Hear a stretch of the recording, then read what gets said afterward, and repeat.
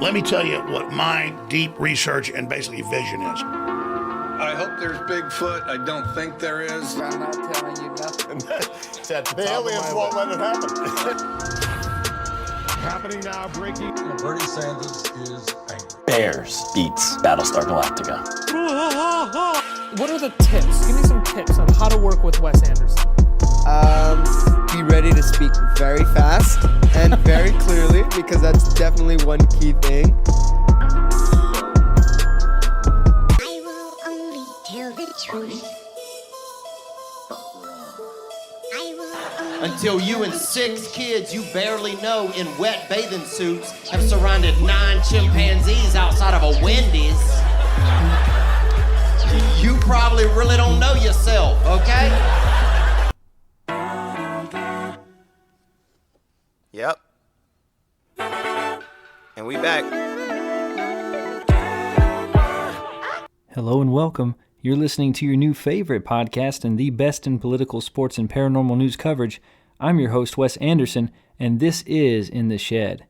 This is episode 005, so whether you're back for more or finding us for the first time this week, hey, thanks for tuning in. My people, my shedders, my tools, my friends, listeners, people from all over the world in each and every country, wherever you're hearing this, Memo. My wonderful friends in India who are tuning in, to all of you who are hearing the sound of my voice, it is good to be in the shed this evening. It is not late Thursday night. It is not early morning Friday. If you have listened to In the Shed with Wes Anderson on multiple occasions, you know that typically we record our shows during those times, and on Friday a new episode of our show is out. That was not the case this week. Your boy came down with some sickness. Don't worry, it wasn't the Rona. I still Rona free since 1983. I was born in 89. The math don't work, but it rhymes, so I said it. No, believe it or not, there are other illnesses that are still around in this world today, and I came down with one of those. So I have my show ready to roll, ready to rock, all 7 minutes of research that I did in preparation, and then I couldn't do it. I just couldn't do it. And so here I am on a Tuesday. It's late on a Tuesday. On a Tuesday, clock going up on a Tuesday. It's late on a Tuesday, y'all, and I'm out here in the dark, in my shed. Tuesday, February 23rd. My wife and I argue about how you say that word. I say February. She says that is incorrect. I say I do not care. It is February 23rd, and we're just now putting out our episode of the show for this week, at least recording it. I'll get it out there tomorrow for all of you beautiful people. And it is your lucky week, because even though you missed out on a new episode of the show on Friday, in return, you get 2 this week. Congratulations. You get 2 shows. You get to hear In the Shed with Wes Anderson, and then another new episode on Friday. So how about that? And I'll talk a little bit more on Friday about what happened, what transpired to make our show a few days late. But that's the beauty of having a show with 0 sponsors that is recorded in the shed in the backyard of your home in Alabama. You can work off of whatever schedule you need to, my babies. So here we are, together again in the shed. And you know, I gotta be honest, I'm actually kind of glad that our episode got delayed this week. I've been in my shed the last 2 Friday mornings recording the podcast, and it has been rainy and cold, but I do it for you. I do it for you, my people, my tools. I do it for you. The first episode we recorded, episode 001, I recorded from the shed late on a Thursday night, and it was like in the 30s outside. No big deal. But man, this week has been different. It has been cold. The cold that we've had this week has been no joke. It's been a bitter, biting cold.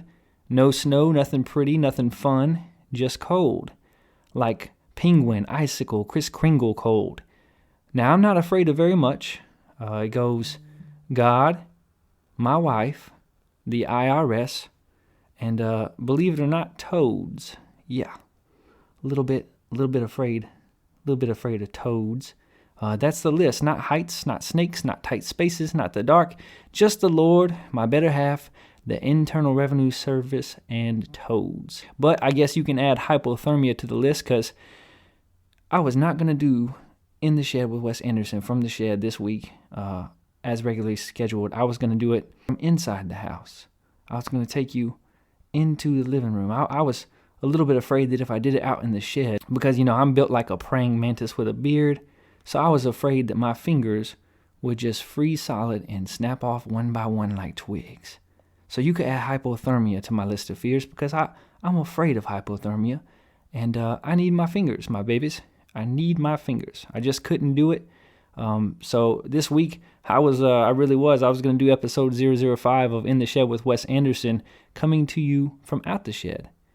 This week, we were going to take you out the shed. I was going to bring you into my house just so I could hang out with you and talk about the latest headlines, stories, and rumors in the world of politics, sports, and the paranormal like we do it. But since it got delayed, here we are, back in the shed again, back in our regular meeting space. So welcome to the shed. And it is cold here, man. It is. It's been cold, but I'm lucky enough to have power, to have heat, to have the resources needed to stay safe and warm. And there are thousands and thousands of people who don't have such resources today. Our listeners and friends in the great state of Texas, those who are homeless, who are transient, who are displaced, who are traveling, who are refugees or immigrants. So if you're a praying person, I ask that you remember such people today. If you're not a praying person, send your good vibes, your positive energy, your thoughts.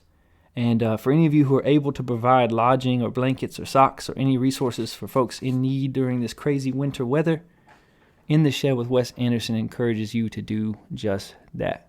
All right, let's jump into our show for this week, and let's start off with our corrections and comments about our last episode. It's now been 35 days, Keystone, South Dakota.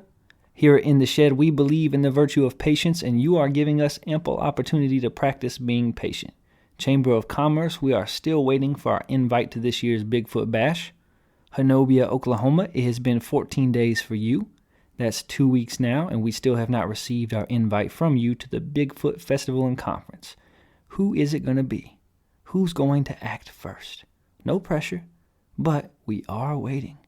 You can reach the show at intheshedwithwes@gmail.com. My dear tools, you also can reach the show at intheshedwithwes@gmail.com. Have you heard of that? That's our email. You can reach us at intheshedwithwes@gmail.com. All one word, all lowercase, no spaces. And for the first time ever, my babies, we have two listener emails to read live on the air.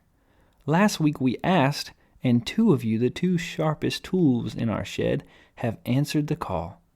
Our first email comes from Ramesh from India.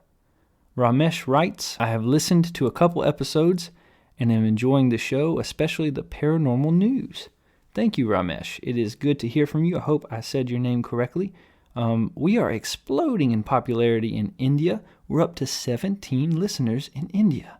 So if you're listening to the show in India, if you hear this, send us an email. We'd love to hear from you.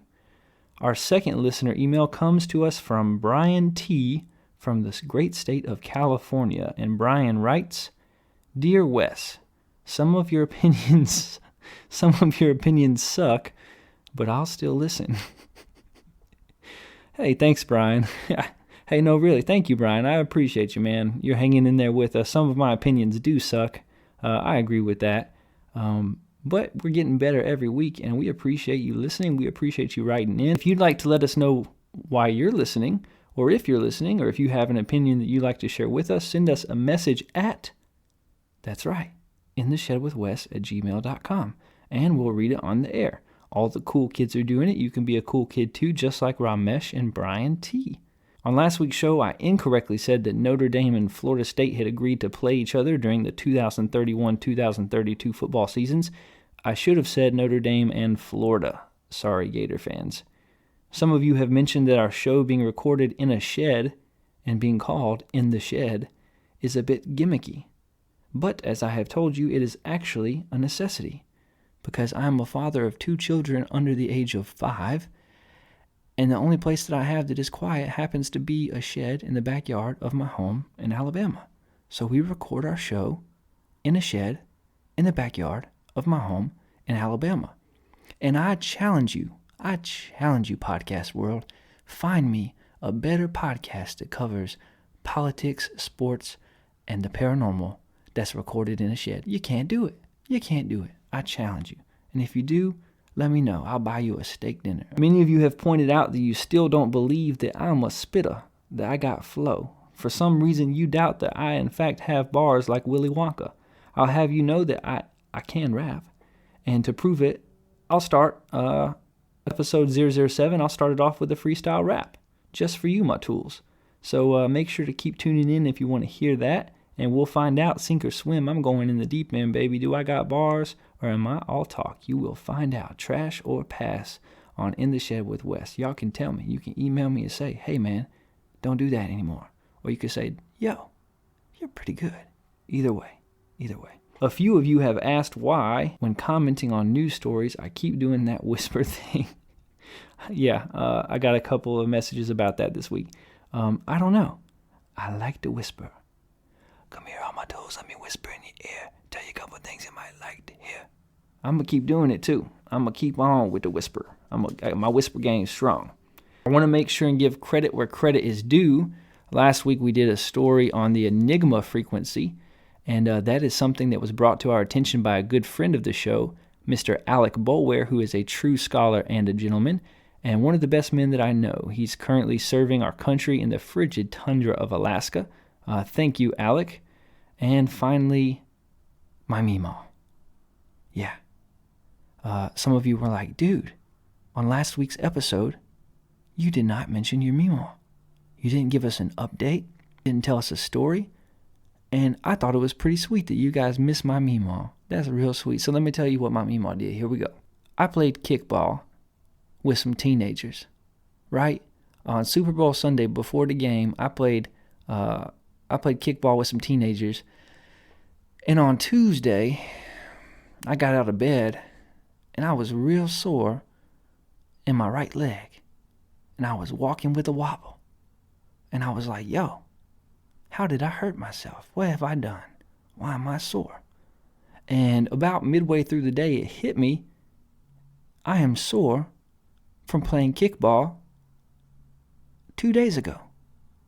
And so I put a little post out there in the world of Facebook, and I said, yo, Tom Brady wins a Super Bowl, age 43, and here I am at 31, sore from playing kickball. And guess who commented on the post? Yeah, Memo. And she roasted your boy. She straight up roasted me savagely for all the world to see. Memo wrote on there. She dropped a link. She wrote on there. She said, time to hit the gym or the streets. Dang, Memo. Got him. Yeah, Memo harsh like that. She got me, though. She'll probably send me a text after she hears this and be like, I didn't mean that in a mean way, sweetheart. She's a good lady, I swear. Well, that's it. That's all the comments, all the corrections for this week. In the Shed with Wes Anderson is brought to you by absolutely no one. We have no sponsors. It's just me, a guy in a shed in Alabama. Let's head to the world of politics. Let's switch to this, and let's start it off as we always do. Let's hit the headlines. From The Blaze, 6 Capitol police officers suspended for alleged role in January 6 rioting, 29 others under investigation. Petition to remove California Governor Newsom officially surpasses 1.5 million signatures necessary to recall governor, writes OANN. Israel official against Iran deal says ally has options if Biden joins, according to Newsweek. Damage in Texas could be pretty similar to effects of hurricane, says USA Today.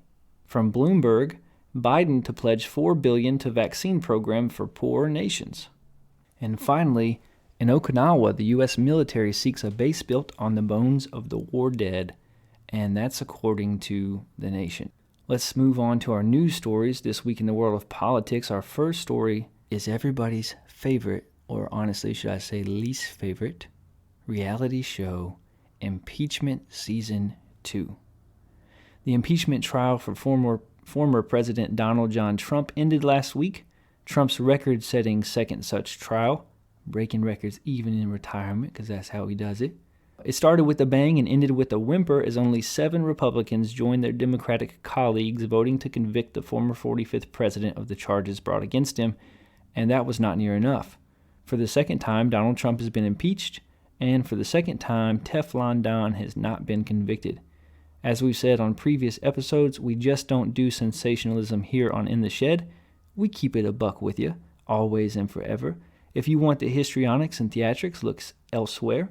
But listen, there's really very little that happened here that was surprising, and so there is very little that at this point is still newsworthy. We're in the midst of a global pandemic. We're struggling to roll out vaccines state to state. Our economy is at a standstill with 110,000 restaurants having to close their doors for good. Congress is unable to agree on how best to help stimulate the economy and to extend a lifeline to the American people. And people are literally freezing to death and still in the dark in Texas. We're just not going to focus our news coverage on Donald Trump every week to get ratings or get more listeners and more downloads. That's what cable news does. And that's why Fox News ratings are down, MSNBC's ratings are down, and CNN's ratings are down 45% in the weeks following the election. There's just too much happening that matters. There's too much else going on. We knew going into this thing that a conviction was highly unlikely. Not enough Republicans would be willing to break from their party and vote to convict, and that's exactly how it played out. If you watched the trial, you saw a very polished and compelling case put on by the prosecution, and a sloppy and at times even incoherent attempt at a defense from President Trump's attorneys. Whether or not President Trump should be held culpable legally for the actions of his supporters on January 6 will be debated for years to come, but there's no doubt that he holds some responsibility for what happened, at least morally. Even staunch supporters of the former president must admit that if nothing else, he did invite the massive crowd to Washington. He certainly stoked the fires of outrage, and he acted with at least a bit of carelessness once the siege began in waiting for so long to speak out and doing so little to put a stop to what was happening across town. Did his supporters make their own decisions that day? Absolutely they did, and they are responsible for those decisions, and they're being prosecuted in droves for the decisions that they made. But was President Trump an innocent bystander whose words and actions were completely unrelated to the decisions made by his supporters? Also, no. The real story to watch moving forward, as we highlighted last week with all of this stuff, is the growing civil war within the Republican Party as they struggle to figure out who they are in a post-Trump political landscape. Will Mitch McConnell and others win out and successfully separate Trump and his base from the party, moving more toward center-right? Or will Trump loyalists like Lindsey Graham and Matt Gaetz and others successfully wrestle power away from the elders of the party? Got a little bit of a tussle going on there. And which one gives the Republicans a better chance of winning elections moving forward? Because what's happening is there are two factions forming, and they disagree in regard to answering that question. The party doesn't know who it is. Is it the party of Trump, or does it stand for other things? We'll find out in the coming months, and it may be messy. Let's move on to something different. Let's switch to this, our second news story. CNN political commentator and activist Van Jones went on The View a week ago, and it did not go well for him. No, it did not. Does it ever go well for anybody when they go on The View? Anytime I ever see The View in the news, which I don't really watch it, it's always because someone went on there and it didn't go well. The ladies took turns politely informing Mr. Jones that he has lost the trust and the respect of the African American community, and they excoriated him for such atrocious behaviors as taking a picture with Candace Owens. Yeah, they did. They were really upset with him. They told him that it was reprehensible that he would do such a thing as take a picture with another human being who disagreed with him. The thing that is lost in all of this is that the picture that they were talking about was a picture that was taken at a gathering, a bipartisan gathering, in support of the First Step Act, which we've talked about on the show before, which freed 14,000 people who were serving unjust prison sentences. Now, look, we've talked about this ad nauseum, and we'll keep talking about it and highlighting it here on In the Shed with Wes. We've got to stop dehumanizing those whose views are different from our own. The other side is not your enemy. If you're a Republican, the Democrats are not your enemy. If you're a Democrat, the Republicans are not your enemy. They're your fellow Americans. And we accomplish the most good when we find places of compromise and we work together. And what happened in this situation is that a group of Republicans, a group of Democrats, a group of activists, people that had very little in common, they took a look at the judicial system and they said, hey, there's a lot of people in jail that are serving sentences that are longer than they should be because of outdated laws. And there ought to be something that we can do to thwart that and to stop that. There has to be some way that justice can be served in a way that's actually just, and they work together on it. And Donald Trump, whatever you want to say against him, he signed it into law, and 14,000 people got to go home. Real people, 14,000 people that committed nonviolent crimes got to go home and be with their children, with their parents, with their brothers and sisters. They get to resume lives. So this picture, it's not a big deal. It was in celebration of something good. And to his credit, Van Jones actually spoke out after the backlash that he received online after his appearance on The View, and he talked about this a little bit, and he talked in a way that was pretty profound and pretty deep, I think. I don't always agree with Mr. Jones, but he talked about how we've got to get away from such polarization, and we can't let our disagreements and all of the animosity that has built up between the two sides and the extremes on each side, we can't let that stop us from doing good. We can't grow weary of doing good. And he was at that benefit to get something done. He wasn't there because he was embracing Candace Owens and everything that she represents and who she is. And I'm sure she wasn't there to do the same for him. But they were both celebrating, and they were happy, and they were excited about the fact that these people, 14,000 people, were getting to come home. We're getting to resume their lives. We're getting a second chance, which is something that we've lost in our society, the ability to give people a second chance and let people start over and let people come back from their mistakes. So the ladies at The View, they excoriated Mr. Jones, but in our view, his response was a beautiful one. It's one that stood up. And so what we have to say is kudos to you, Mr. Jones. And to the ladies of The View, do better. Do better. Our next story, President Joe Biden's appointment of Neera Tanden as budget chief. So we move on from a couple of stories that will quickly pass. The Van Jones thing, it's a side story, a side issue. The impeachment trial's over. Let's move on to some stories that actually matter and that affect our country today. And this one really does. President Joe Biden's appointment of Neera Tanden as budget chief. As I said on last week's show, no matter where you stand politically, if you're being honest, every presidential administration does some good and some bad, right? You may have despised President Trump, but he did sign the First Step Act. He did. You may have thought President Obama was great and inspiring, but he also killed more people with drone strikes than I could in a week of playing Call of Duty. So the good, the bad, we'll highlight it all. We'll highlight it all here on the show, no matter who's in office. We've talked in previous weeks about a couple of good things the Biden administration has done early on. This week we've got a couple of bad to share with you, starting with this appointment, which has not only been widely panned by his Republican counterparts, but also by the left wing of President Biden's own party. And that's because it is an appointment that matters greatly, and one that, if it goes through, is detrimental to the hope of our nation moving beyond bought and paid for politicians and back toward true public servants. On the campaign trail, Joe Biden painted himself as a uniter-in-chief. He talked of restoring the soul of our nation. This appointment detracts from both of those aims. We try not to take shots at the character of politicians on In the Shed.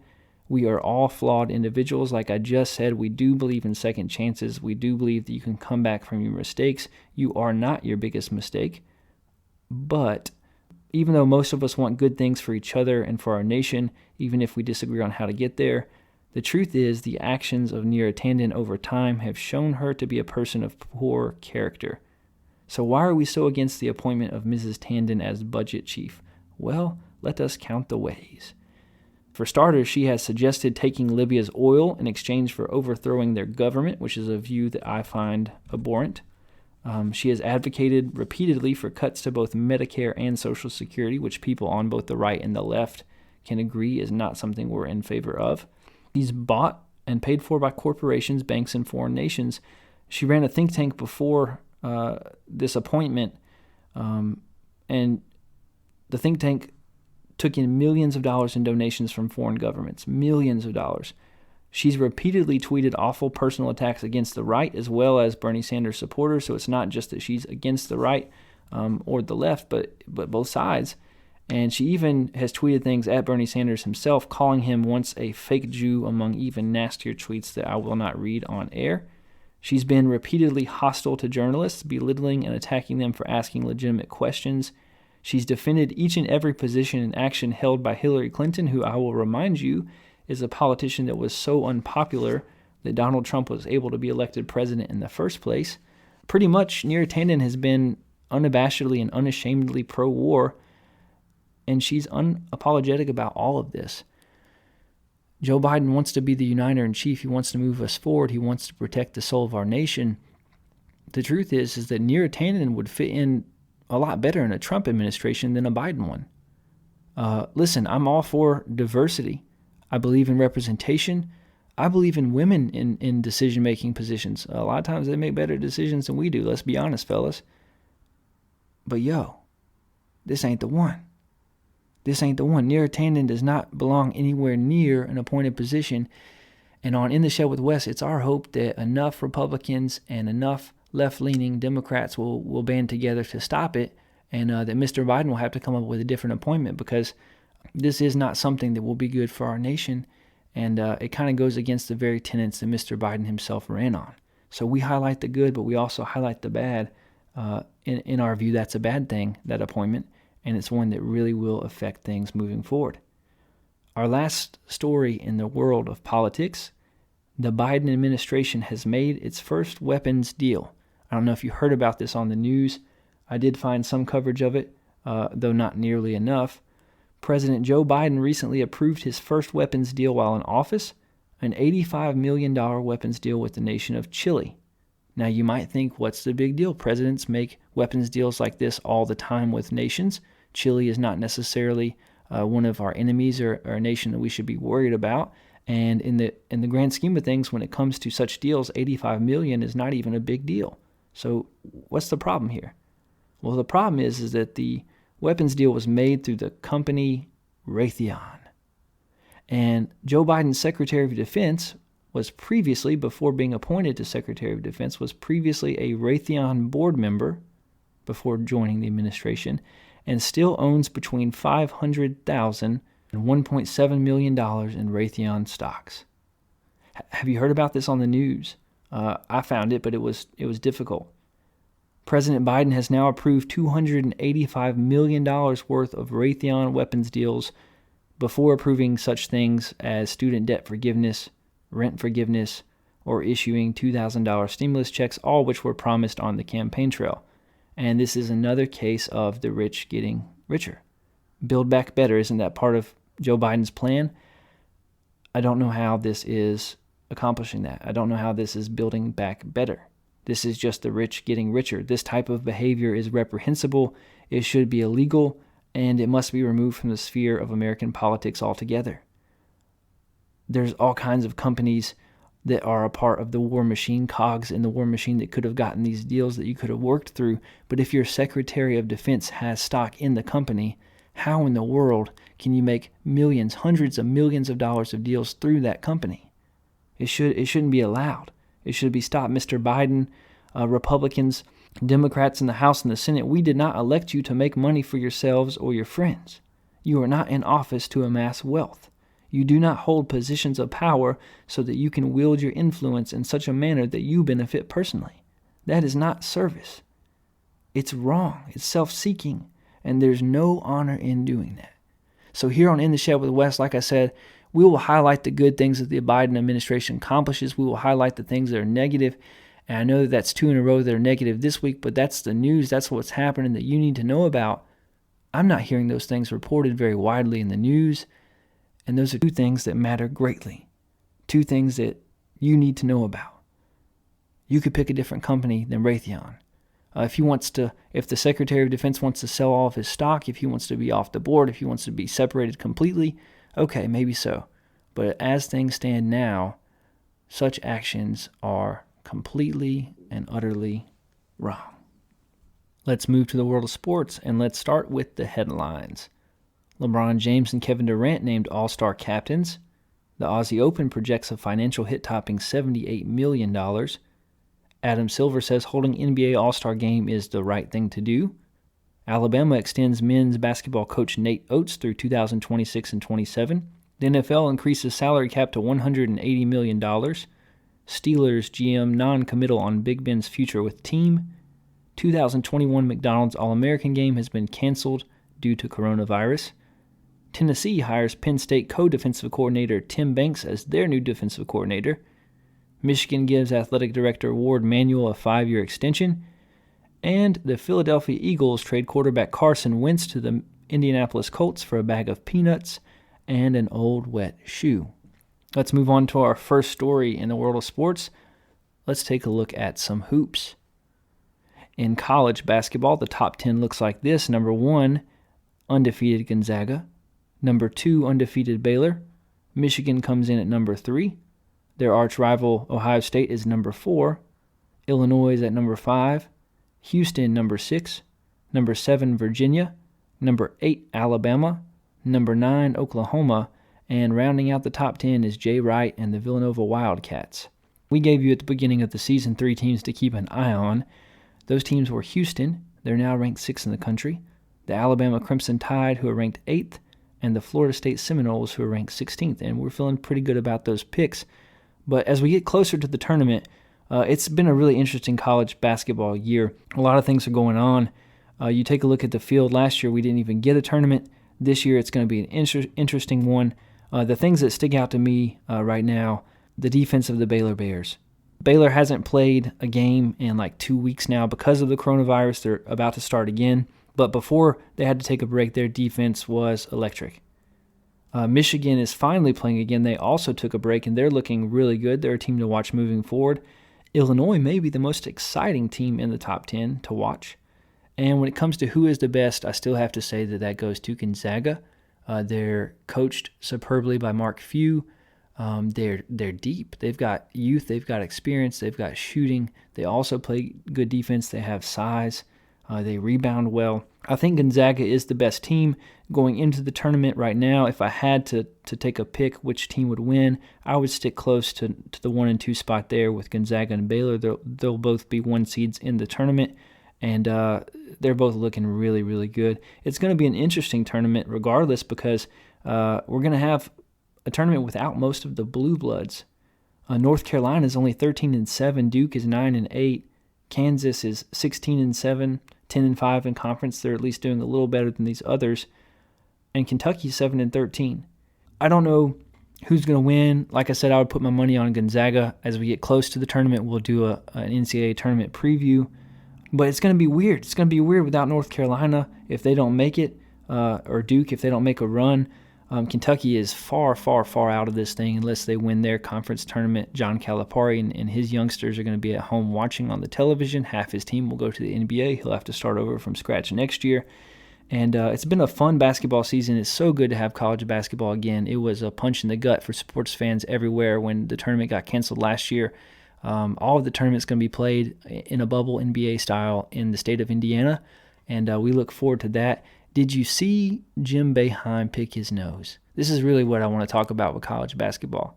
Did you see Syracuse coach, Hall of Fame coach Jim Boeheim pick his nose during a global pandemic on live television? And I kid you not, put his finger, Booger, on it in his mouth. I'm not making it up.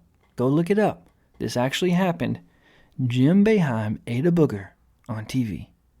I repeat, Jim Boeheim, that bald man that looks like a villain from The Simpsons, ate a booger on live television.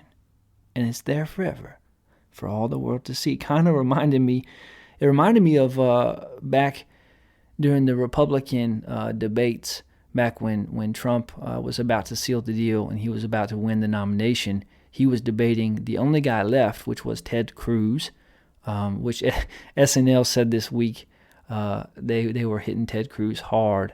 And we'll talk about that more on Friday. But SNL, on the Weekend Update this week, they said that this has been a great week if you don't like Ted Cruz.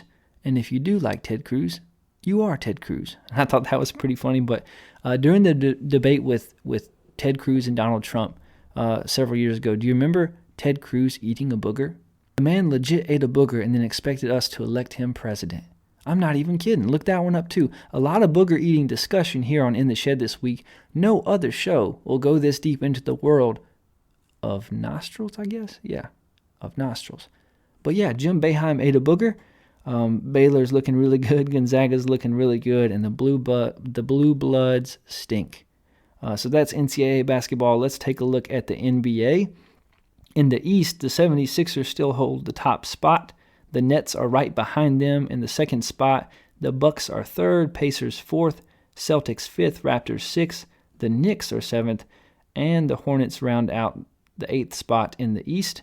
In the West, the Utah Jazz hold the top spot, followed by the Lakers, the Clippers, the Blazers at 4, the Suns are 5th, the Spurs at 6th, the Warriors at 7th, and the Nuggets are rounding out the 8th spot. The most surprising teams to me so far this season are the New York Knicks. I can't believe that the New York Knicks are in playoff contention. Julius Randle is looking like, I wanted to say he looks like a dollar store Draymond Green because he does a little bit of everything. Like Julius Randle can get the rebound and head up court. He's got a handle, at least for a forward. He can pass. The offense kind of runs through him, but the difference is he actually scores like a lot better than Draymond Green. So I don't know that it's fair to call him the dollar store version of Draymond. He's not as good a passer, not as high of a basketball IQ, but Julius Randle's an all-star this year. I mean, he's playing at an all-star level. Tom Thibodeau has the Knicks playing defense. They've got a little bit of depth to them. The Knicks are a surprising team. If they made the playoffs, it would be a good thing for the NBA. They've been terrible for too long. I remember many years ago, the Knicks have been terrible forever. Many years ago, I got to visit New York City. The only time I've ever been there, I got to go to a game in the Garden. It was one of the highlights of my life when it comes to sports. I was so excited to see the Knicks play in the Garden, and they were terrible. They were horrible, man. But I did get to see them play the Suns. That was back when Steve Nash was playing, and so I got to see him play, which was pretty cool. And now he's a coach, so that really was a long time ago, wasn't it? But yeah, the Knicks are surprising. Also, the Charlotte Hornets, man. Who would have thought the Charlotte Hornets would be in playoff contention this year? Is this finally the year that Michael Jordan's team makes the playoffs? If they do, he might. I'm just saying. I'm just saying. He could. I'm throwing it out there. I mean, you don't think if they make the playoffs, like they're 7th or 8th seed, you don't think he'll like have some breakaway pants and some sneakers and kind of put himself into the game, do you? Because I guarantee the man, he's like almost 60 years old. I guarantee you he can still get out there and get a bucket.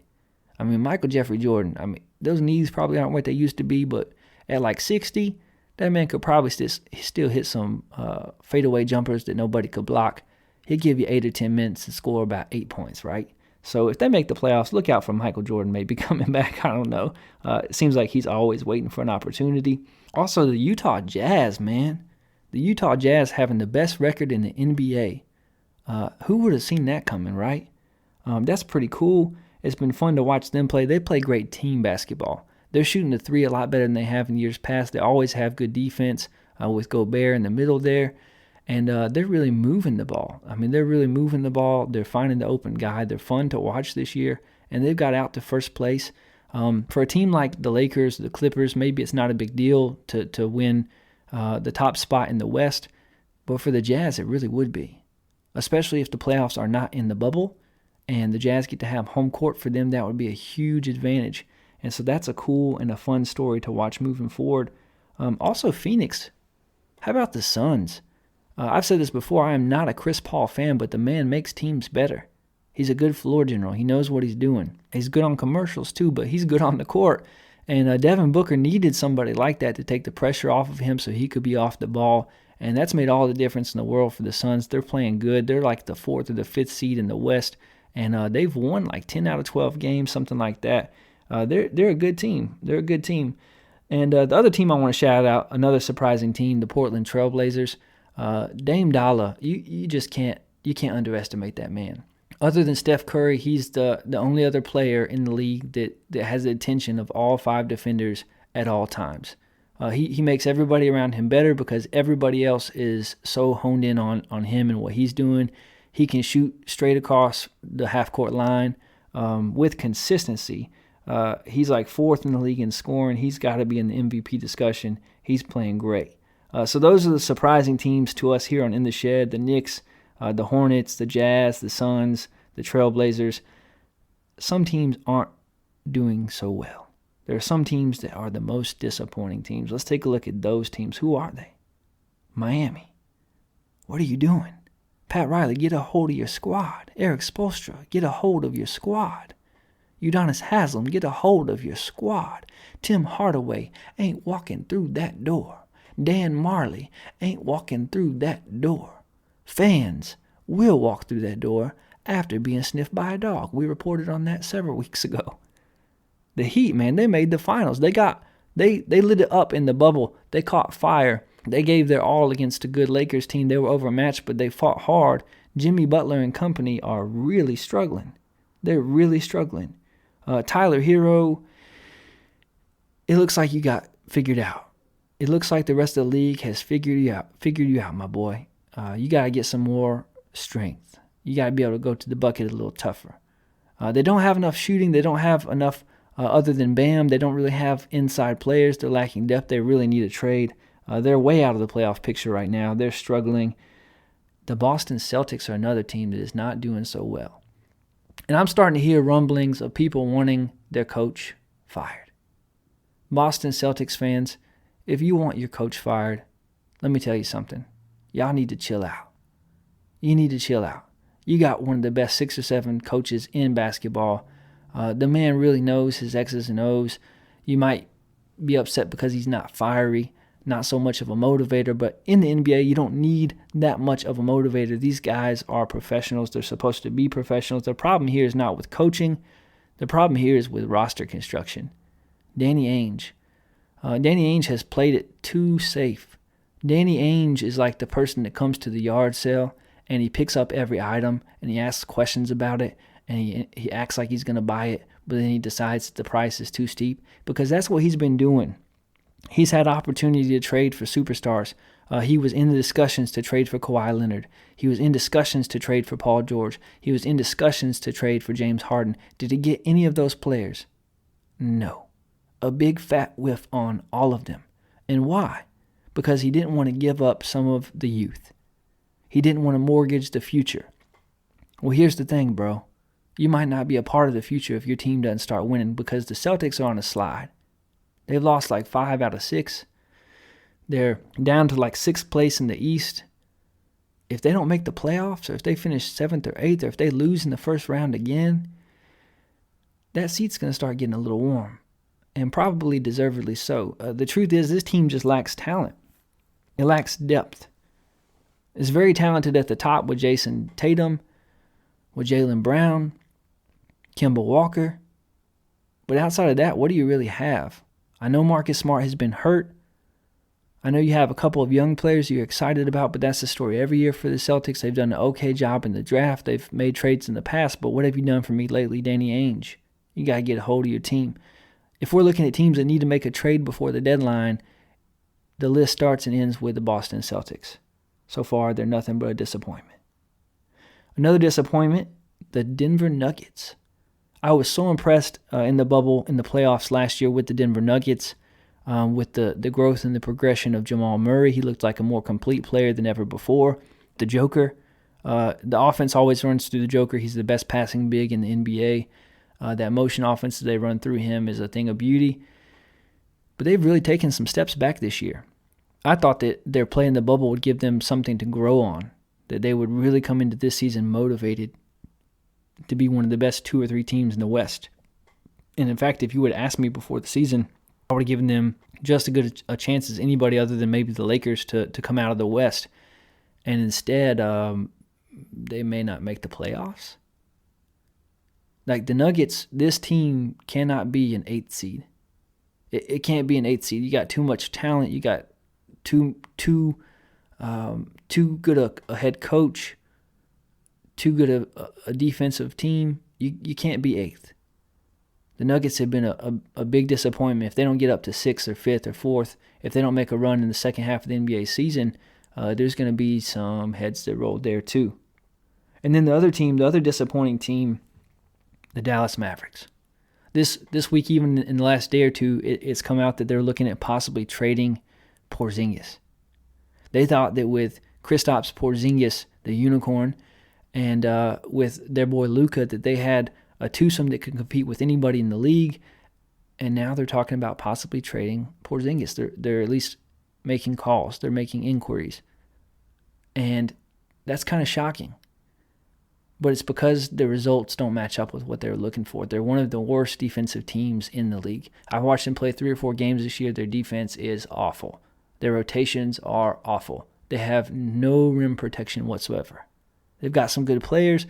They've got a coach in Rick Carlisle that is one of the best 5 coaches in the NBA. Make no mistake. The results aren't there yet, but he's one of the top 5 coaches in the league. Make no mistake about that. But Mark Cuban's not going to sit on his hands forever. He's got Luka Doncic. He's got to win. He's got to be in win mode now. So we talked about the Celtics maybe being a team looking to make some trades. I think Dallas might be up there as well, and it could start with the Unicorn. They could be looking to move him for a little bit more scoring, for some rim protection, for some depth. So those are our disappointing teams, Miami, Boston, Denver, and Dallas.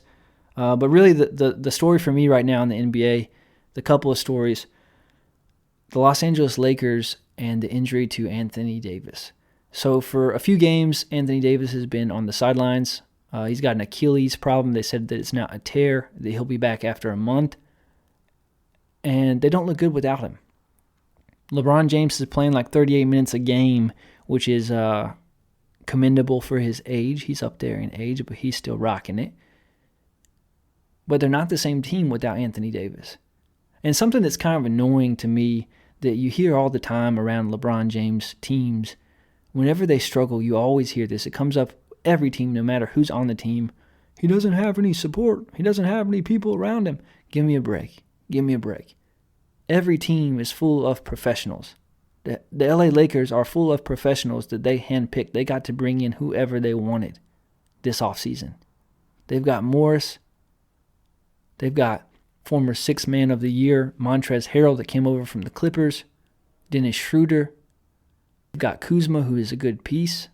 They've got players. They've got athletes. They've got size. Marc Gasol in the middle. They've got talent. Talent is not the issue. It's not that LeBron has no help. It's that they're missing the piece that makes things go. And as much credit as LeBron James deserves, as much as he's in the MVP discussion and possibly leading depending on who you listen to, Anthony Davis is the player that makes the Lakers go. Because he's the matchup problem. He's the one that can shoot from the outside and score from the inside. LeBron James isn't a good outside shooter. You don't have to double LeBron James when he's beyond the three-point line. If you do, it's a mistake. You should back off and let him shoot. Anthony Davis has to be doubled almost everywhere on the floor. He can bring the ball up the court. He's a mismatch for 5s. He's too big for 4s. He's what makes the Lakers go. And they've lost 4 games in a row without him. That's a problem.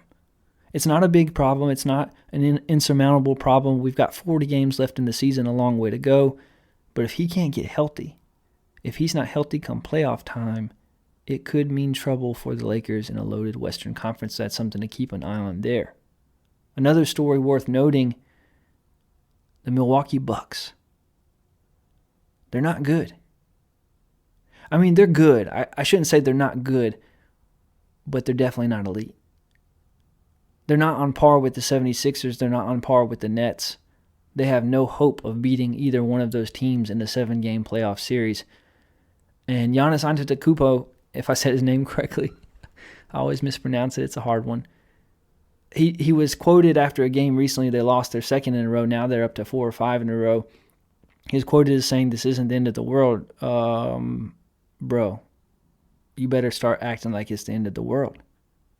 He's supposed to be a superstar. He's supposed to be the heir apparent to the league. He's supposed to be the next one in line after King James.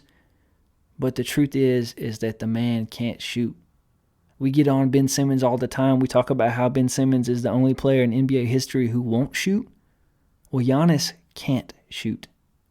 And that's why they flame out in the playoffs every year, because he is their main leader, their main scorer, the one who can create his own shot. But when the playoffs come, all the other teams, they just pack the paint. They just pack the paint and they dare him to shoot. They make him into a jump shooter, and he can't shoot. And it's not even that his percentages are bad. If you look at his jump shot, it is not good structurally. Now, I played ball all the way up till my freshman year of college. I wasn't a Division I prospect. Don't get it twisted. I'm not the athlete or anywhere close to the player of someone like Giannis. But look, I played ball for 20 years. I can look at a jump shot and tell you what's good and what's not when it comes to fundamentals. And it's hard for me to see that Giannis has been in the league as long as he has, even with the growth that he's experienced, and to still see a jump shot that looks broken. His jump shot looks broken. And as long as his jump shot is broken and the Bucks don't have enough shooters around him to make up for it, then when playoff times come, the other teams are just going to pack the paint. They're going to make him into a jump shooter, and they're going to beat the Bucks 4 games out of 7. The 76ers will do that. The Nets will do that. Speaking of the Nets, we questioned a couple weeks ago how this team would come together with Kevin Durant, Kyrie Irving, and James Harden. It is coming together before our eyes. I didn't see this coming. I knew that this team would be awesome offensively, but I missed out on one thing that they did that really, if I had thought about it, it makes perfect sense, and that's that they put James Harden at point guard instead of Kyrie Irving, and they play Kyrie Irving off the ball. This has made all the difference in the world. They made this simple tweak, and the Nets have exploded ever since. James Harden is leading the league in assists. I repeat, James Harden is leading the league in assists. He's playing awesome. He's making everyone around him so much better. I mean, he looks a lot like the James Harden from Oklahoma City before he became a superstar. It's not even that he's deferring. It's not that he's deferring. It's that he's setting up his teammates willingly. It's that he's finding the right guy, the open guy, and it's opening up their offense in new ways. And that is not a good thing for opponents. When you have Kevin Durant, who's 7 feet tall, who can shoot over anyone, and you have Kyrie Irving, who is the best ball handler in the game other than Stephen Curry, that is not a good thing for other teams. James Harden, who can get to the free throw line anytime he wants, who can get a bucket anytime he wants, is leading the league in assists. The thing to watch for the Nets is that their defense is still really bad. It's improving, but it's still really bad. And we have not seen a team in the last several years with a defense that's worse than the top 15 that has actually won the NBA championship.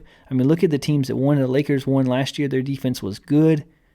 The Warriors, when they were on their streak, their defense was good. And the Nets' defense is bad.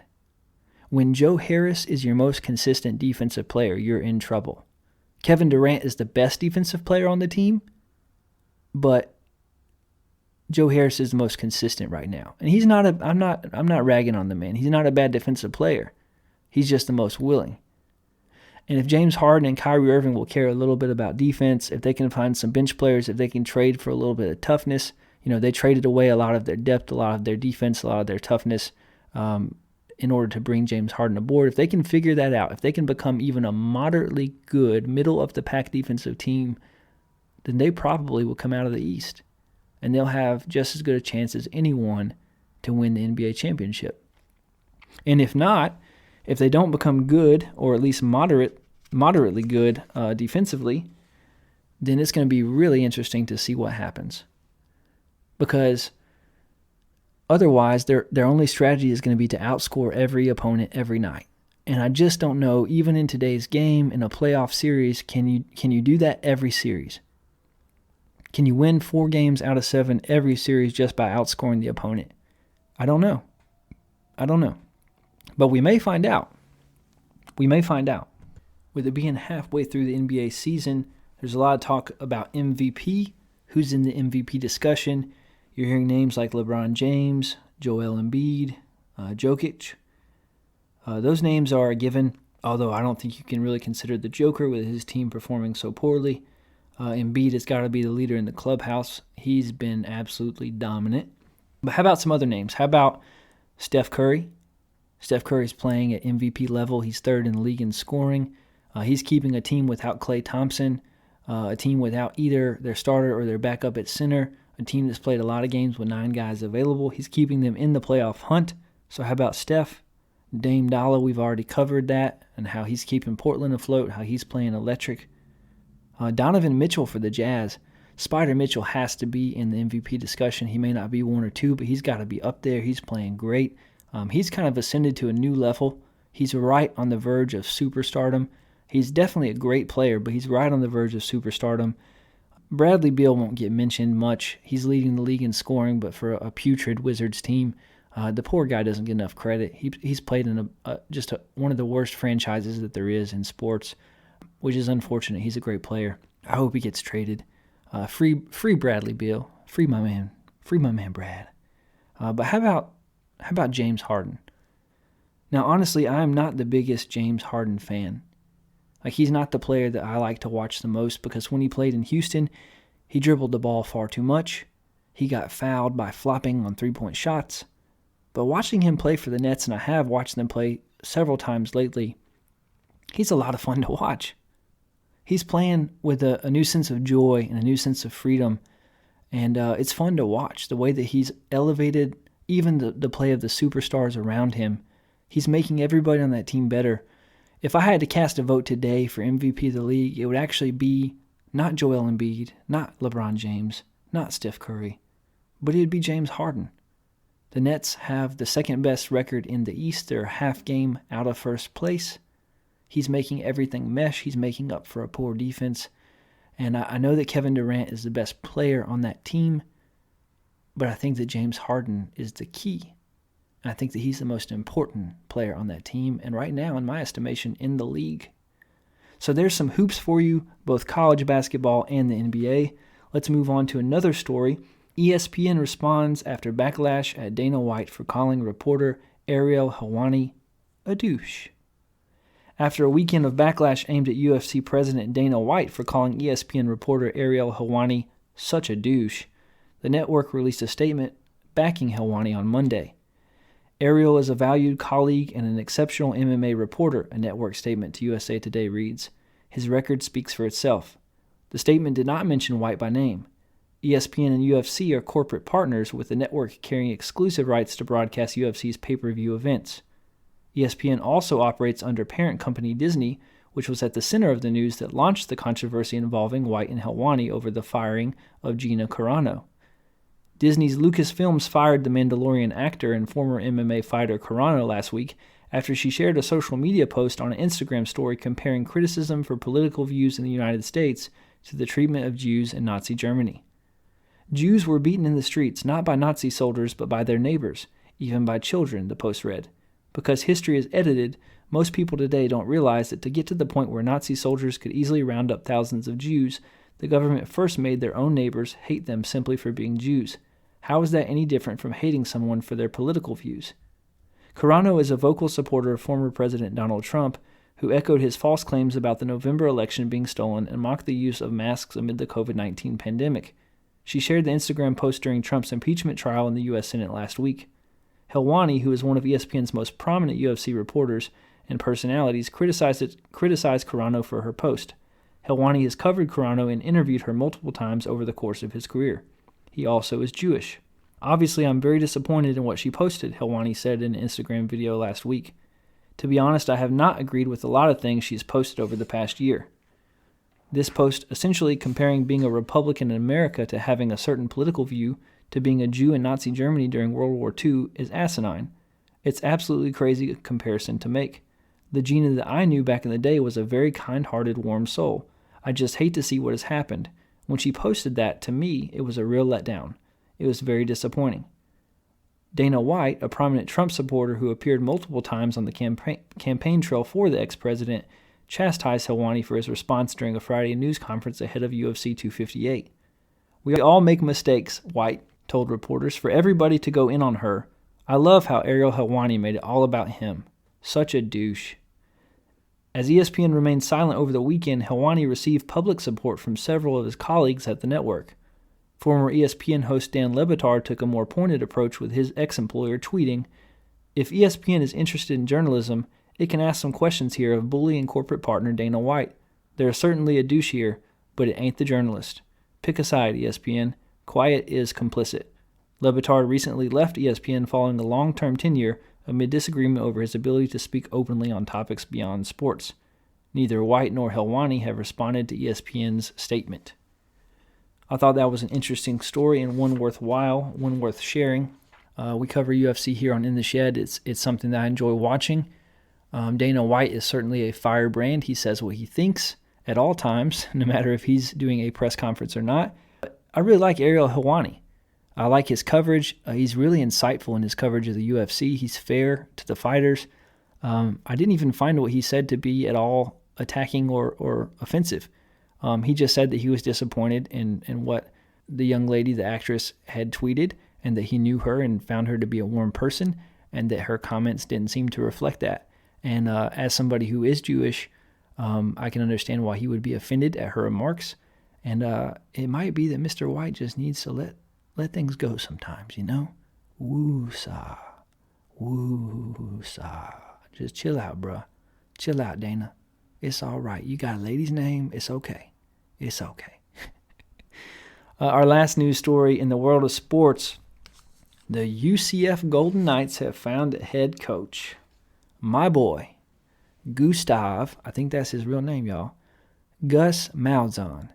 Central Florida has got their head coach. They lost their head coach and their athletic director, Josh Heupel and Danny White, to Tennessee. We covered that a few weeks ago. Tennessee has hired them from UCF, brought them over, and UCF was looking for a new coach, and they pulled off something that no non-Power 5 program in recent memory has been able to do, and that's lose their head coach to an SEC school and then upgrade.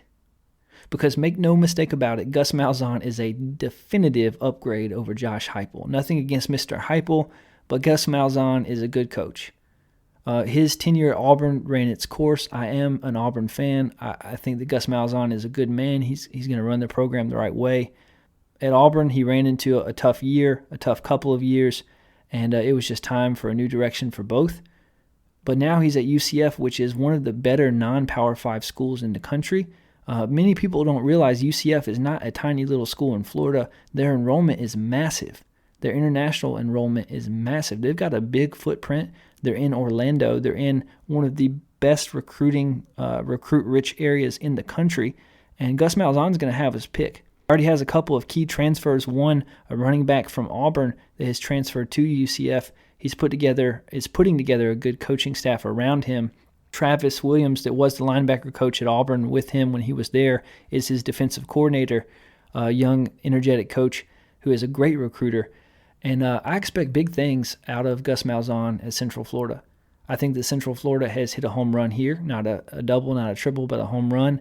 I think that if I gave it a grade, it would be an A-. I think in 2 years he'll have them in the top 10, and I think they'll have a chance to kind of sustain things.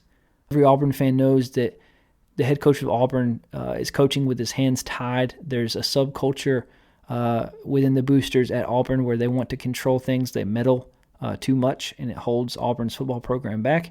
Gus Malzahn will not have to deal with that at Central Florida. He'll be the one calling the shots, and rightly so. He's a coach that has made a national championship game. As a head coach, he's won an SEC title. As a coordinator, he won a national championship with Cam Newton. He's worked with some of the best college football players that there are. And he's going to do really well. I think he's going to do really, really well at Central Florida. I will be watching the Knights play. They've had some really good seasons lately, but they haven't quite been able to sustain things. The last 2 years under Josh Heupel, things were trending in a direction that was downward. They took a couple steps back. But now with Gus Malzahn, I think that they'll take steps forward and that he will be able to sustain success there. And I look forward to seeing how things go. That's all this week for sports. Let's move on to the world of the paranormal.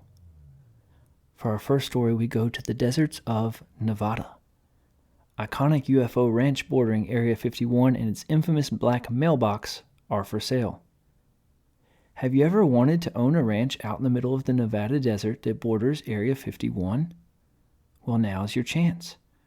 Medlin Ranch is currently up for sale, and the current owners are including the iconic black mailbox that was formerly on Highway 375, aka the Extraterrestrial Highway. Steve and Glenda Medlin originally bought the ranch, which has a view of Area 51, back in 1973. There were no alien and UFO hunters at that time, and there was no mail delivery at that time either. The lack of mail meant that the Medlins needed to set up their own mailbox on Highway 375. Medlin Ranch can now be bought for $4.5 million. Let's go in.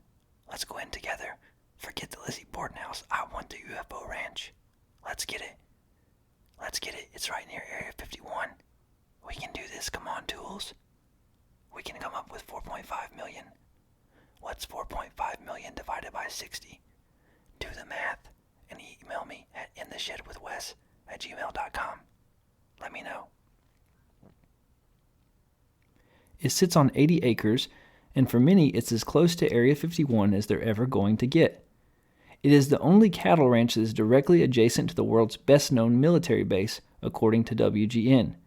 It's nestled in Nevada's Tikaboo Valley, which has a wonderful name.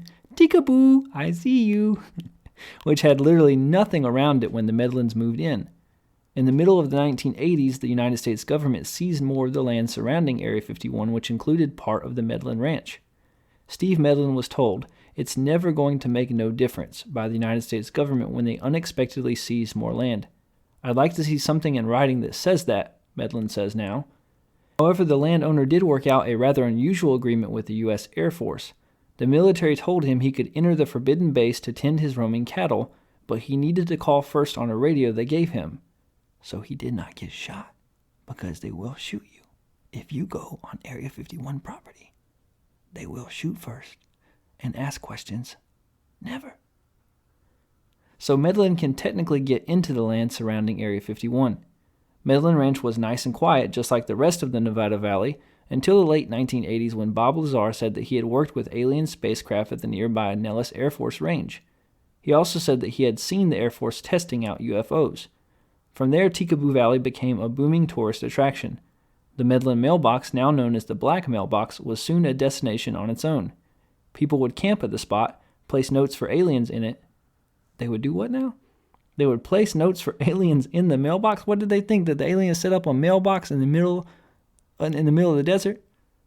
That's some crazy stuff right there. Even for people who believe in conspiracy theories, that is some crazy stuff to place a note in a mailbox for an alien.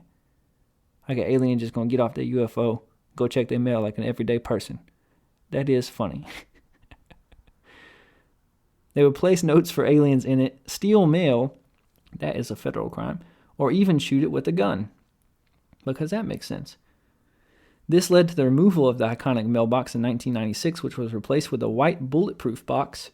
Though the Medlins still left the black mailbox out for tourists, people still leave notes and even place money in it to this day. That is a little bit of a bait and switch there, Medlins. That is smart. And also, people, why are you placing money in the mailbox? What are you trying to encourage the aliens to do? What are you trying to pay them for? Are you just giving them a tip for the show in the air? Or are you trying to buy them off?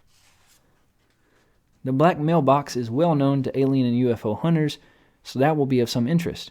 As for the deal that Steve Medlin made with the U.S. Air Force, it's unclear if that will be extended to the new buyer. It's also unclear if the United States government will swoop in and try to get the land for themselves. I bet you they will. The sale includes 2 homes, 70 irrigation spots for cattle, and 80 total acres of land. You can head over to a ranch broker to put an offer down on the ranch, and like I said, that's what we gonna do, shawties. That's what we gonna do, tools. All 60 of us, we chip in. Everybody but me, we chip in together. Everybody but me, together. It was my idea, but we chip in together. We buy the ranch. We live next door to Area 51. We'll name it Area 52. We'll have people come in. We'll charge them money to come in and to stay at Area 52, right next door to Area 51. What do you say? That's pretty cool. It's up for sale. So a couple things that are of interest. The Lizzie Borden Bed and Breakfast, and now the ranch that borders Area 51. A couple things that are up for sale that we could purchase together. That's pretty cool. So we go from the deserts of Nevada to Roswell, New Mexico. Roswell crash. Pentagon admits testing wreckage from UFO crashes. This is a huge story. I didn't get this from a tabloid or from a magazine when you check out. I got this from the front page of MSN News, y'all. The front page of MSN News. Check this out.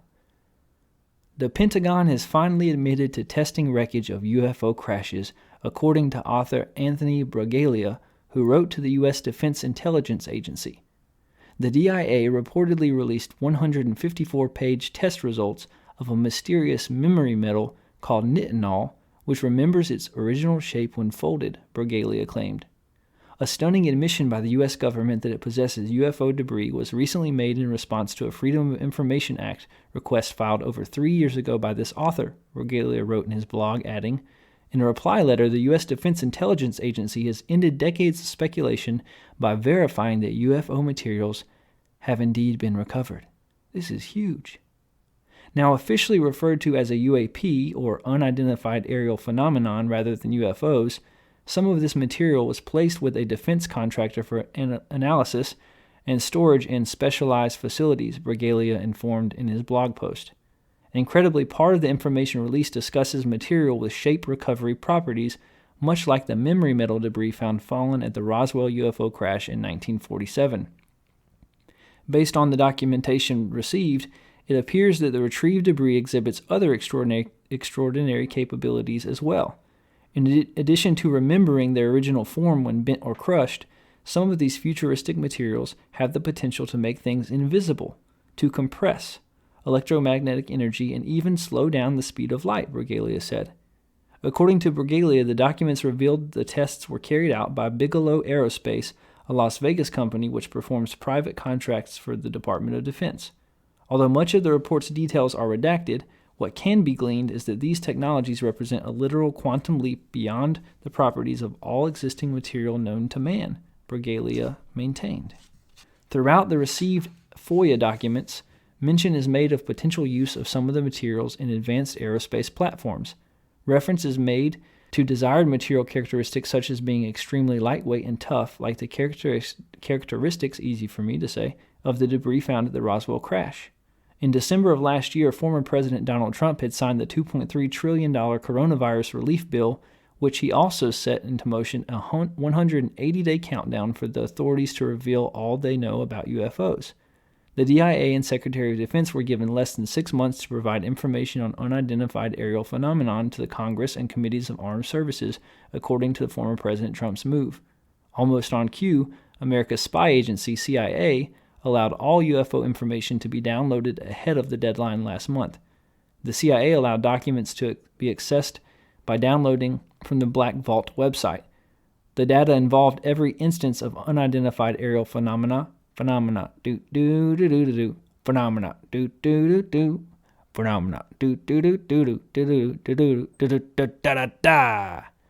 has been mapped out by the U.S. government. This story is crazy. This is an actual news story reported. So I saw on the Black Vault website that had been released. So if you don't know what happened, the skinny is this.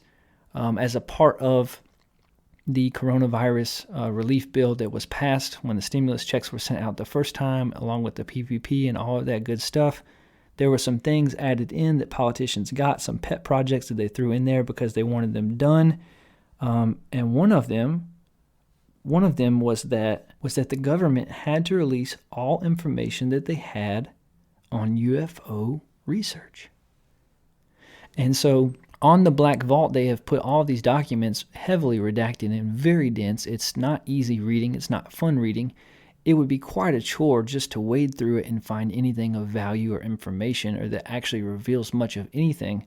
But according to this author, Bragalia, in doing so, he has found that the government admits not just that a UFO has actually been proven and is real, not just that one has crashed, but that we have actually experimented with recovered materials from an alien craft. If that ain't some crazy stuff, how in the world is this not being reported on every news station that exists? How is this not front page stuff? How has a serious investigative journalist not taken every one of these claims and either verified them or tossed them out? Now, I can't do that either. I have not viewed them myself. I have not taken all the information that this man has claimed and verified it. I can't say that he's on the level. I can't say that he's not, but it certainly is interesting. And it's a huge story. It's something that those that follow UFOs who are interested in that sort of thing have been waiting to happen for a long time. Is this it? Has it really been proven that this is a legit thing, that we are not alone in this universe? It's kind of a big deal. It's got me excited this evening, you guys. It's got me wanting to wade through all those documents. But it will take me about 2.7 years. So come back to me in the year 2023, and I will confirm or deny this story. But by then, we may already know. So we go from UFOs to our next story, which takes us to the UK. That's right, we're going across the pond. Across the pond for tea and crumpets. Hello, Poppet. Mom's haunted by wardrobe she bought on Facebook from strange folk. The woman said she has been plagued by disturbing nightmares ever since she bought the furniture item online. A mom claims she has been plagued by disturbing nightmares ever since she bought a second-hand wardrobe on Facebook from strange folks who gave her an uneasy feeling. If you've ever bought something from anybody on Facebook and you had to meet them to get it, you probably shared that feeling. The woman posted her story on the Am I Being Unreasonable thread on the parenting forum Momsnet to ask for advice on what to do about the bedroom furniture, which she said has bad energy. She wrote, I want to start this post by saying I am not generally a woo person. I am woo, shawty, woo. I'm not talking about ghosts or implying that the furniture is haunted, but I am wondering about bad energy. Just over 2 weeks ago, I bought a pre-owned wardrobe on the Facebook Marketplace. It's quite old. Probably irrelevant, but the people who delivered it were quite strange folk. The sort you get an uneasy feeling from. It was a very awkward handover. There is no other kind when it comes to Facebook Marketplace, I will tell you from experience. Well, ever since I got this wardrobe in the bedroom, I've been plagued with disturbing nightmares every single night without fail. The mom added that her little girl had now started being frightened during the night also. My toddler, who also sleeps in my room, has been saying she is scared in the night now. She has never done that before. She doesn't know about my nightmares and has no reason to be so unsettled all of a sudden. My mood has been quite low for the same amount of time with no particular cause identifiable. I'm finding myself feeling uncharacteristically short-tempered and down. I'm starting to think all of the above may be linked to the wardrobe and to its bad energy. Bonkers or possible? Lots of people responded with mixed opinions about what could be the cause of the negative feelings. Some were convinced that she needed to get rid of the wardrobe, with one even joking that she should take a sledgehammer to it. They wrote, the wardrobe is evil and is clearly an entrance to the underworld. Why gotta be the underworld, though? It could be Narnia. Has she tried to climb up in the wardrobe? It might be a real friendly beaver cup on the other side waiting for her. I think she should give it a try. The wardrobe is evil and is clearly an entrance to the underworld. Baba Yaga is preparing her demon monkeys and will arrive tonight to pillage your kitchen. Immediately take a sledgehammer to it and burn its splintered remnants in your front garden. I think that person might be trolling her. I do not think that that person is seriously suggesting such a thing. I think that they are having fun with this. I am also. One person replied, get rid of the wardrobe. It's probably self-fulfilling prophecy after a bad handover, or perhaps the wardrobe is made from hellwood and cursed by Beelzebub himself. Doesn't matter. At the end of the day, regardless of the reason the wardrobe makes you unhappy, get rid of it. That's that lady, that sweet lady on the Netflix show, right? It's like, if it don't make you happy, let it go. What does she say? If it doesn't spark joy, whatever doesn't spark joy, let it go. And this clearly does not spark joy for this mama. A second person agreed, I would get rid of it. I don't believe in woohoo either. What is woohoo? I don't believe in woohoo either, but I bought a ring on Facebook once, and it gave me a bad feeling. I can't explain it. My mood changed. It was weird. Give it to a charity shop. All right, first of all, if you bought a ring and your mood changed, maybe it was just a mood ring. You ever think about that one? Did you? Mood ring? Maybe. Also, if it gives you a bad feeling, why are you going to donate it to charity, though? That's kind of mean. Don't donate crappy things or things that have bad energy to charity. Don't do that. A third person said, honestly, it's bonkers, but I'd have the creeps too and would be listing it back on Facebook. I love it. I would be listing it on Facebook Marketplace again and getting it out of my house ASAP. Finally, another person said, I'd get rid of it too. I've watched too many horror movies. but some people believed it was all in her head. One person wrote, "You've got a bad feeling about it, which is in your mind and leading to nightmares. Your sleep being unsettled is unsettling your child. Give yourself a shake and get over it." I love the bluntness of the last person. Like, yo, it's in your head, and because it's in your head, you're having nightmares. And because you're having nightmares, your child is not sleeping well. Get over it. All right, so what do you think about that? What would you do if you brought in a piece of furniture and it was giving you bad feelings, bad juju, bad energy? Would you donate it to charity? Would you keep it? Would you destroy it? Let us know. Email the show at intheshedwithwes@gmail.com. Tell us what you would do in that situation. In the UK, we go to La Télévision. That's right. For our next story, we go to the world of television for a first here on In the Shed with Wes Anderson, a television show review in the world of the paranormal. I've been watching a new show, and I'd love to give you a breakdown on it. It's called Resident Alien, and it's a Syfy network show. On Resident Alien, an alien crash lands on Earth and must pass himself off as a small-town human doctor, Harry Vanderspiegel. Arriving with a secret mission to kill all humans, Harry starts off living a simple life, but things get a bit rocky when he's roped into solving a local murder and realizes that he needs to assimilate into his new world.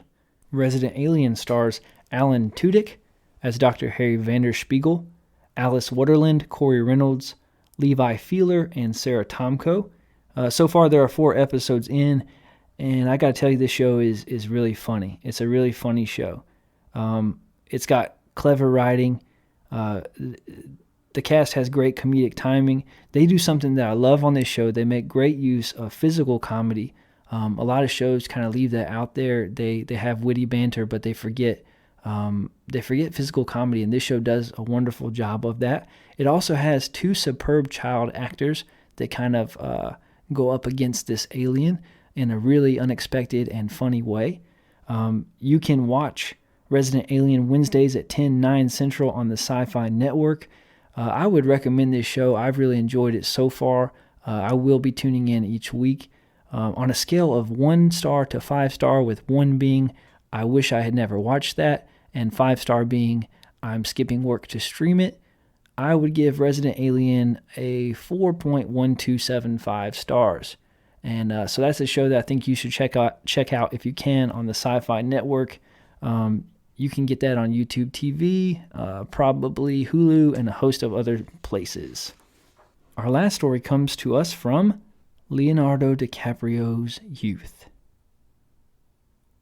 Was the Titanic sunk on purpose? As promised, we're going to take a look at this conspiracy theory this week in depth. And the story says that the Titanic was sunk deliberately in order to create the Federal Reserve. Remember the Hollywood blockbuster movie film Titanic with actor Leonardo DiCaprio? Well, it is not the real story. It is just a part of the story. What you'll read below is the true story as to what really happened to the famous ship called the Titanic. The information you'll read below is not a conspiracy theory, according to the article, but rather a well-recorded story in the book of history.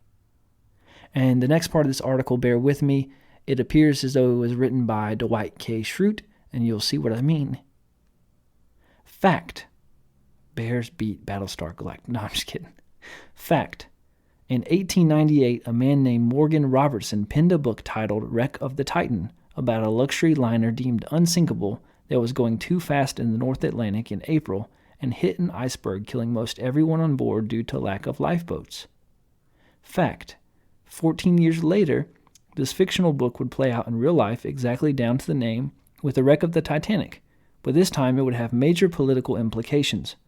Some of the wealthiest men in the world were on that ship, and some were opposed to the Federal Reserve and central banks. Fact. J.P. Morgan funded and built the Titanic. Fact.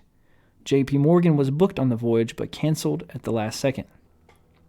Fact. Friend of J.P. Morgan, Milton Hershey, also canceled at the last moment and survived to build the Hershey food empire. Yum. Fact. There were no red flares on board to signal to any boats for rescue, only white flares to signal a party and that everything is okay. Why would any flare signal a party and everything is okay? If everything is okay, why are you having to signal that? That is strange, but all right. Moving forward. Fact. It was the first ship of its kind with the ability to seal decks electromagnetically, which could also seal people below deck. Fact. The captain, Edward Smith, was one of the most decorated captains of his time, and it would have been totally out of character for him to avoid precautions. Fact. The author of the book mentioned above was poisoned to death a couple years after the Titanic sank. Fact. The Federal Reserve was formed the very next year. And fact. The Astor family was one of the richest families in the world, and John Astor III was opposed to the creation of the Federal Reserve. So John Jacob Astor IV, the richest man in the world at the time, and a friend of Nikola Tesla, was an outspoken opponent of the creation of the Federal Reserve. Astor gained his wealth in part as a real estate builder, investor, and inventor. Other prominent Federal Reserve detractors such as Benjamin Guggenheim and Isa Strauss also died on board the Titanic. The sinking of the Titanic has always been an event surrounded by a great deal of mystery. The cause of the demise of the unsinkable vessel has been questioned and analyzed for nearly 100 years.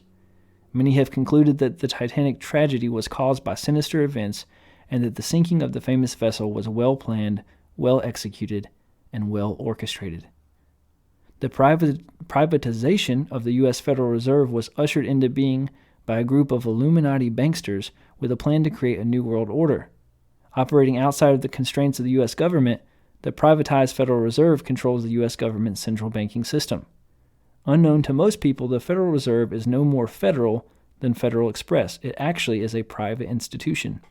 Through the Federal Reserve, the banksters could loan money, shape the world landscape, and become one of the most powerful organizations in the world. Here's how the Federal Reserve and the Titanic are connected. In 1910, 7 men met on Jekyll Island just off the coast of Georgia, beautiful place by the way, to plan the Federal Reserve Bank.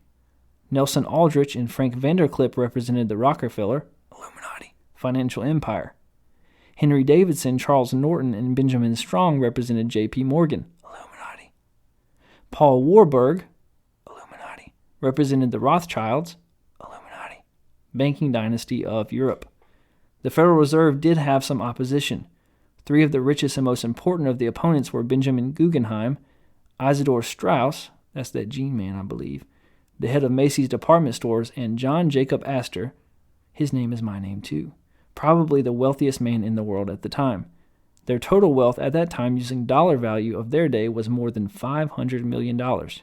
Today, that amount of money would be worth nearly $11 billion. These 3 men were coaxed and encouraged to board the floating palace. They had to be destroyed because these men would use their wealth and influence to oppose the creation of the Federal Reserve Bank, as well as the various wars that were being planned. J.P. Morgan, the individual contracted to build the Titanic, was scheduled to be on the maiden voyage, but canceled his trip. How suspicious. All 3 men who were opposed to the Federal Reserve died during the sinking of the Titanic.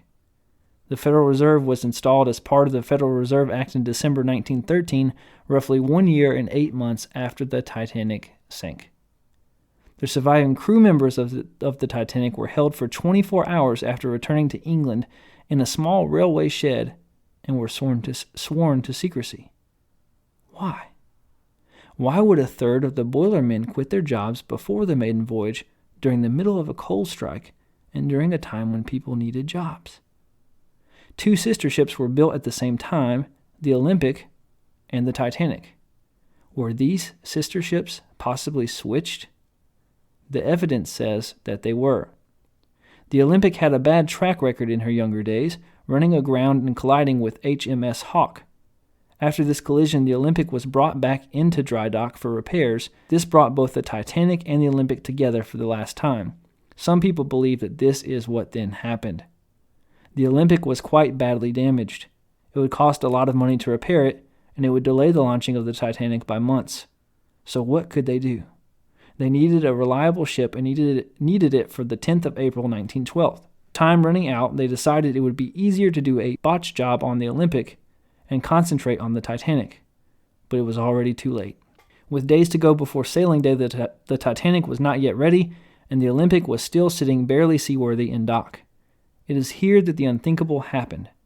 Bruce Ismay and J.P. Morgan realized that if the Titanic does not go to sea on April 10th, they're going to have big money problems from passenger refunds, especially when the price of coal was at an all-time high due to the coal strikes. They told Captain Smith their plan. They would cancel all other White Star crossings for a week surrounding the Titanic sailing so they would not have to pay for coal. Passengers affected by this would be offered a cheap ticket on the Titanic instead so that the White Star would make money on it. Captain Smith was paid handsomely for sinking his ship on the 5th day. He was told that everyone would be safe and would survive the sinking of the ship, as they would make sure that other ships were in the vicinity of the accident. So Captain Smith agreed. Meanwhile, the Olympic ship's lifeboats were being offloaded and placed on the Titanic, and vice versa. Any object with the Titanic name was put onto the Olympic instead. Then on April 10th, the cheering crowds had a ship to sail on. The Titanic was ready to sail, but it was not the Titanic at all. It was in fact the Olympic dressed up as the Titanic. So a little bait and switch action going. They just swapped the ships. They're the same size, they're built the same, they just swapped them. So the Olympic set sail for a 5-day cruise, in which she would be deliberately sunk so that White Star could claim insurance on the Titanic when in fact it was the Olympic that would sink in reality. However, some objects were forgotten. The conspirators forgot to put binoculars on the Olympic that they were claiming was the Titanic. So on the night of April 14th, 1912, the Olympic crashed into an iceberg because they ain't had no binoculars, shawty. Why y'all ain't put the binoculars on it? You forgot. Did you? Did you forget? Or was it intentional? So without the binoculars, on April 14th, 1912, the Olympic crashed into an iceberg just under 24 hours too early. And she sank, taking 1,523 souls along with her. J.P. Morgan and White Star now had a problem. They could claim money on the Titanic sinking, but they would have to pay the bereaved. Nonetheless, J.P. Morgan and White Star did make money out of this disaster, and the Titanic, sailing under the name of the Olympic, served the company for 24 years without incident. So that's an interesting theory. I don't know if you've ever heard that one before, but essentially the theory goes that J.P. Morgan switched ships. That these two ships were very, very similar. In order to keep the unsinkable ship going, it had received such press and so many people had signed up to go on it, they couldn't just say that the ship was not ready. So they put them on this other ship, the ship that was barely seaworthy. They slapped on different names. They moved all the things and swapped them from one ship to the other. And they let these people set sail, and they ran into an iceberg, and it sank, and they claimed the insurance money from the Titanic, the unsinkable ship. They made money, they profited, and they just so happened to sink a ship that had some of their fiercest competitors and people who are standing in the way of the Federal Reserve being created into the abyss of the ocean. Do you think that this is really what happened? Do you believe that this could be a conspiracy? Is there any chance that history gets this wrong? And that this was not just a simple tragedy, but in fact was a very intentional sinking? That it was a conspiracy? What do you think? Email the show, intheshedwithwes@gmail.com.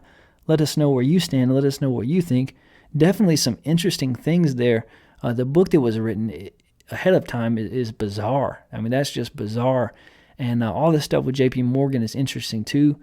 Take a look into that, a deeper dive. It's super interesting. I don't know. Like I said, I'm kind of I'm skeptical about a lot of conspiracies. I find them interesting. I don't buy all of them. This one at least has some legs to it. It's not easily dismissible, at least right away. It's not one of those things that you can take a look at and say that's a bunch of hogwash. It's something you actually have to take a deep dive into. And there's a couple things on that list of a billion facts that I read to you that really make you go, huh? They really make you wonder, was the Titanic sank on purpose? Or was it just simply a tragedy? Either way, it was tragic. A lot of people passed away. A lot of people died, including Jack. She said she would never let go. That's what Rose said. I'll never let go. And then she let go. Like, dude, we seen the movie. It was enough room for both of y'all on that door. And also, why are you using a door anyway? There was plenty of larger objects floating all around you. You could have both fit on any of them, or get this, you could have split up and let go of her hand for a moment and found you a door and got on the door, and then y'all could have been together forever. You could have grew old together. But no, you had to hold on to each other. Sometimes if you love them, you gotta let them go. And that's all for this week. You don't have to go home, but you can't stay here. I can't either. It's back in the house and out of the shed for me. Thanks again for listening to episode 005. Make sure to subscribe, like, share, and review. It really does help. If you have any paranormal experiences, opinions about sports or politics that you'd like to share, you can email the show at intheshedwithwes@gmail.com. Again, that's intheshedwithwes@gmail.com. I might even read it on air. Look for us on Spotify, Stitcher, Amazon Music, Apple Podcasts, iHeartRadio, or wherever you listen to podcasts. Tune in again next week when we'll hit the headlines, we'll talk some sports, and I'll share with you the story of the time that I saw an angel. This has been In the Shed with Wes Anderson, the best news show in the land covering politics, sports, and the paranormal. Have an adventurous and fulfilling week. I'll catch you tools later. Peace out, Boy Scouts. Memo, we made it!